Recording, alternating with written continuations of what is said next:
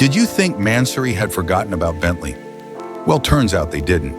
It's just been a while since they touched one of Bentley's models, but now they're back in the spotlight, this time with the Continental GT. And you know how Mansory works.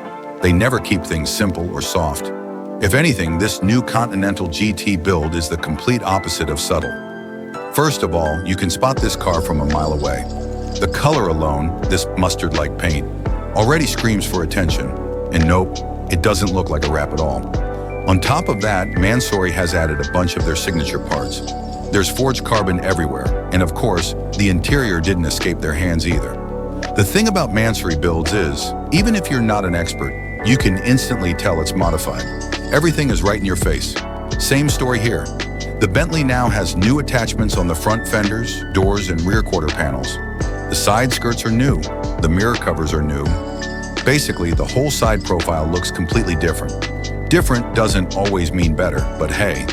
Up front, you get a changed-up grille, a vented hood, and a bunch of extra pieces added to the bumper, including a new front spoiler. The rear is just as wild. 2 spoilers, one above and one below the rear window, a ducktail piece, and a big diffuser with a brake light in the center and cutouts for the quad exhausts. There are even extra blades on the rear skirt. There's also fresh trim behind the rear windows and a new set of wheels that actually fit the Bentley pretty well.